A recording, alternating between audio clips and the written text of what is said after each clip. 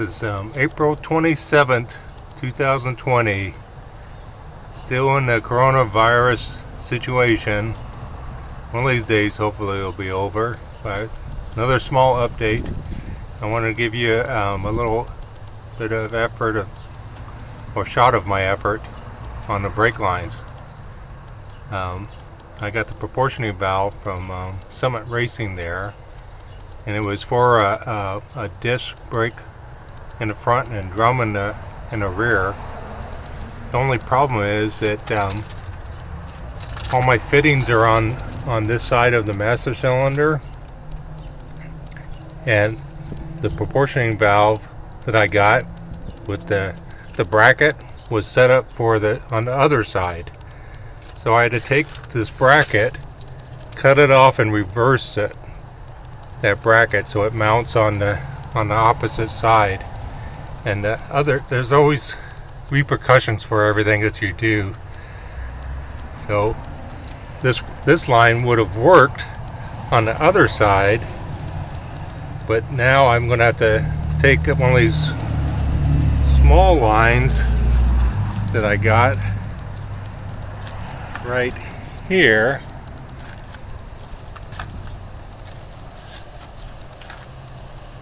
this line, and bend it and cut it apart. I still have to cut it apart and reflare one ending, because this one fitting that's coming out of here is different from the standard 3/8 by 24 standard brake fitting for the 3/16 inch lines. So that's the deal with all these things, that every size is different on this thing.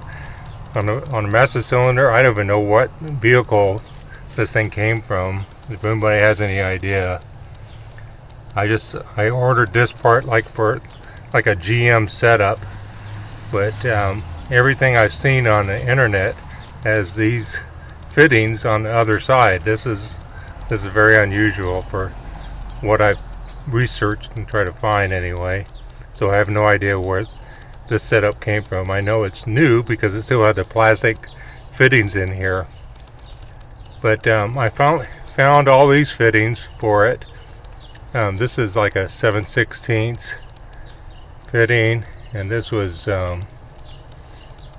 think it was like a 9/16, not absolutely sure. But this one took me like 3 tries to O'Reilly's to get it right. So I still have to bend this flaring. I've got my front brake lines hooked up still, or right at this time, and I bent this other to the front passenger, went around, bent it in some to make with it. The only problem I see that I have is I came pretty close to, I still have to hook the exhaust here, and it's coming pretty close, so I'm going to have to do some more bending here to get it moved out of the way. But a little bit of progress, and I luckily had this 9/16 fitting from a line that I got from Miguel already. So I hooked that up, and it has a spiral around there that I'm going to make it miss the steering. I got to pull up in some still and do a union to go to the rear setup for the rear brakes. Slowly but surely. I'll give you one more video, I think, of this extended after I put the right fittings on this, and I'll talk a little bit about what you have to do for flaring these brake lines. All right, bye. Okay, to continue on the brake line, same day, a little bit later, I got this line to bend and work out. This last piece right here is a brass piece. That's the one I had a little difficult finding. This is the part number. It's a Edelman 258340 for a 3/16 inch line. happened to work out for the front of this master cylinder. Now I need, I was able to get this fitting, the line that came with the proportioning valve, the fitting off this rear for the rear brakes I can use. And so I just need to go from that fitting over to a 3/8 by 24 to this adapter for the rear. So we're going to have to, I've already cut it apart. This is that line, so I had to get that fitting off that line, so I cut it. And so I cut that line right here. So I've taken that fitting off and putting that one on that will fit that proportioning valve. And I've been using this guy here. It's from Eastman, and you stick your brake line on that end and you line it up with that hole. And what you do is you use this, you use the cup end first to cup it inwards, to cup your brake lines inwards, and then you follow up with this, and that's the last step to make a flare, a good double flare. So hopefully next shot will be the successful flaring of this end here. And then I'm going to also follow up on the end of this video and put in a shot of the sizes for that proportioning valve. Alright, bye. It's the following day, and I finally got it. This one back line fought me like crazy there. I tried to do that 8-inch length, like this guy here. This is another one that I bought, and I tried to bend it up and make a S pattern, you know, to go back on itself. That wasn't, I just mangled that part up. So I finally had another piece of line that I cut it short and got it finally to conform to that, but I had to break it loose from the bracket and get it bent in there and just start moving it around to get it to finally hook up. It took quite a bit of effort there, but I finally got it. All the lines are hooked up except for the one brake line. I have to adjust that brake line way back there where it's kind of, I have to pull it away from that U-joint for the steering to get everything to clearance.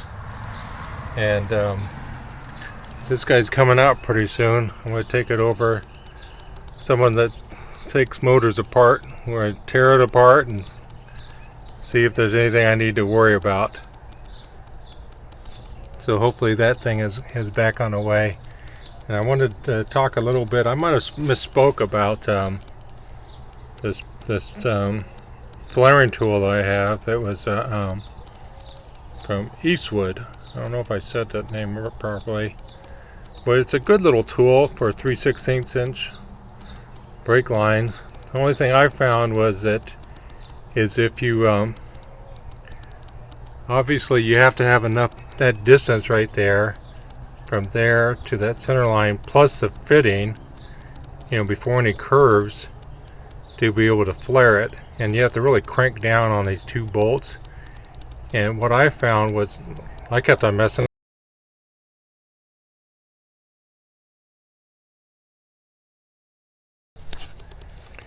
This is the day after yesterday, whenever I finished up the brake line. I just wanted to talk about where I got cut off yesterday from this camera. The battery died on me. So I wanted to talk about this Eastwood brand tool. Pretty handy little tool, as long as you operate it useful or wisely. You have to make sure that, I mean, this is how a flared end should look like. right there. So if it doesn't look like, it doesn't get that bubble shape, you didn't do it right. But like if you use to flare that in,